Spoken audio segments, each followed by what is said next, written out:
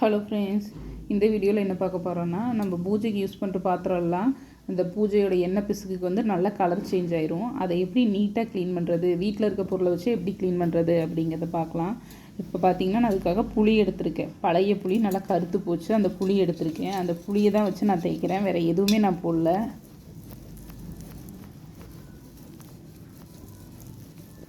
உங்களுக்கு நான் புளியை வச்சு தேய்க்கவே கலர் சேஞ்ச் ஆகாது, உங்களுக்கு தெரியும். இப்போ பார்த்தீங்கன்னா உங்களுக்கே தெரியும், இங்கே இருக்கிற கலருக்கும் இங்கே இருக்க கலருக்கும் உண்டான வித்தியாசம். நான் புளியை ஒரு இடத்துல மட்டும் வச்சு உங்களுக்கு தேய்க்கிறேன். தேய்ச்சி முடிச்சுட்டு அதை லைட்டாக நான் கையில் தான் துடைக்கிறேன். இன்னும் நான் தண்ணிகளை கூட கழுவலை. நீங்கள் பார்த்தீங்கனாலே தெரியும், இங்கே இருக்க கலர் வந்து நல்லா சேஞ்ச் ஆகிருக்கு. நீங்கள் வேறு நிறைய லிக்விட் பவுடர் அது இதுன்னு யூஸ் பண்ணுறதுக்கு வீட்டில் இருக்க புளியை மட்டுமே வச்சு கழுவிட்டு நல்ல தண்ணி, டேப் வாட்டர் யூஸ் பண்ணாமல் நல்ல தண்ணியை வச்சு நீங்கள் கழுவும் போது பாத்திரம் வந்து பளபளன்னு இருக்கும். உங்களுக்கு புதுசு வாங்காமல் இருக்கும். நம்ம வெளியே காசு கொடுத்து நிறைய திங்ஸ் வாங்க வேண்டியதில்லை. இந்த டிப்ஸ் யூஸ்ஃபுல்லாக இருக்கும்னு நினைக்கிறேன். நாளைக்கு இன்னொரு வீடியோவில் பார்க்கலாம். தேங்க்யூ.